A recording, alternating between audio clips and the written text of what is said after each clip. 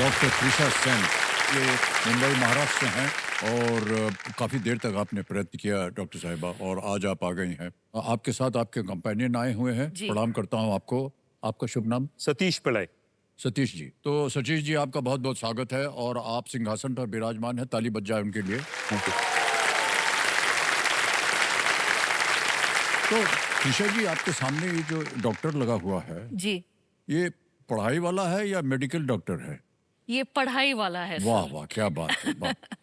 PhD किस विषय पे किया है? मैंने एजुकेशन में किया है। यहाँ क्या करने आई हैं फिर आप? ये तो छोटा सा बच्चा है आपके सामने फिर।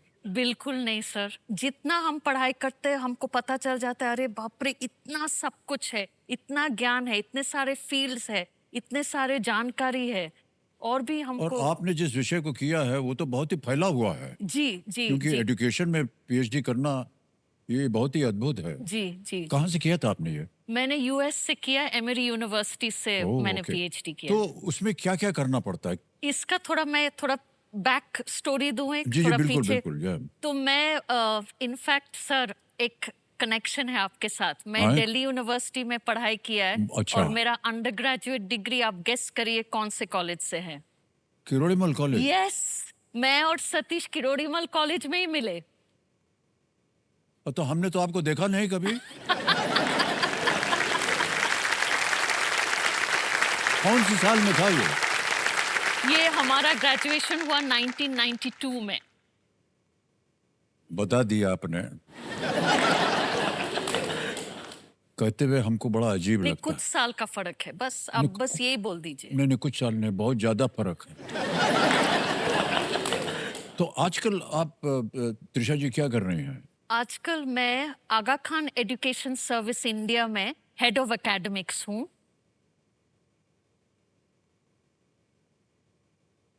हमारे पूरे भारतवर्ष में 8 स्कूल है एवं गुजरात में रूरल एरियाज में 19 प्री प्राइमरी स्कूल्स है।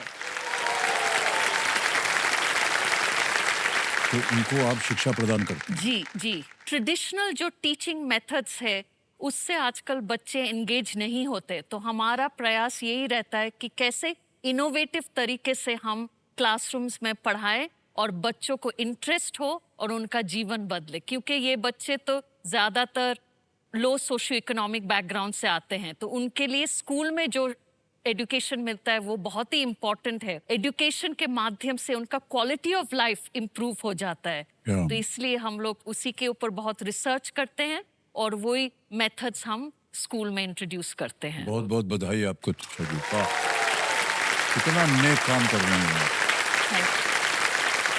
Big hand for doctor Trisha Sen, really.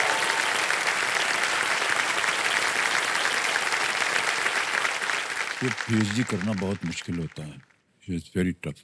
इसलिए हम कह रहे हैं क्योंकि बाबूजी ने भी पीएचडी किया हुआ है। एक कवि हैं आयरिश पोएट, उनके ऊपर उनको पीएचडी करना था।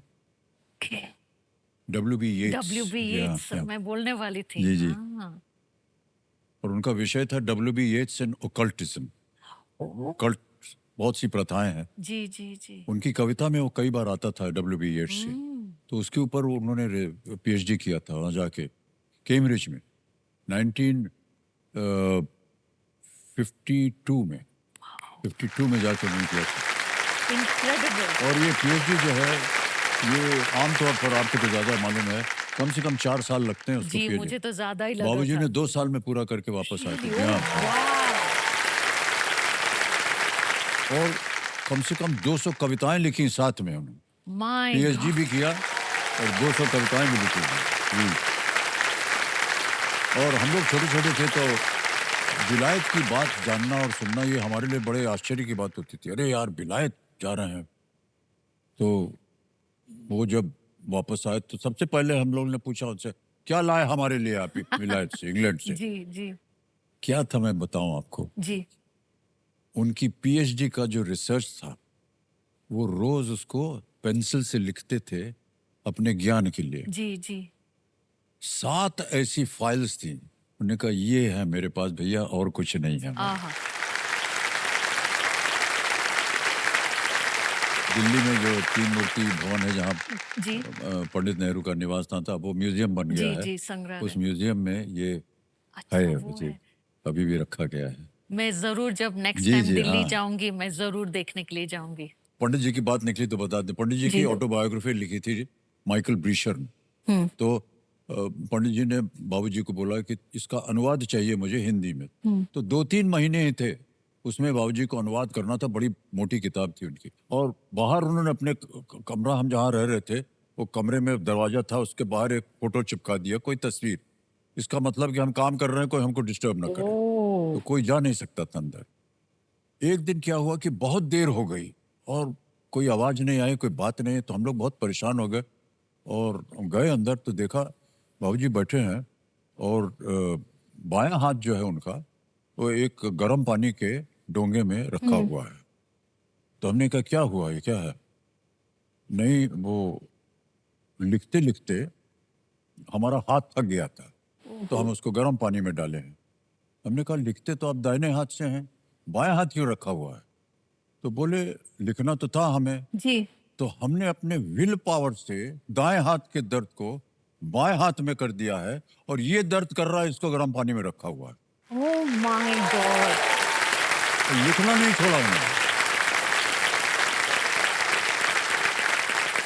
अद्भुत था उनका इनक्रेडिबल विल पावर, बहुत जबरदस्त। या incredible okay. Story. Thank you for sharing sir.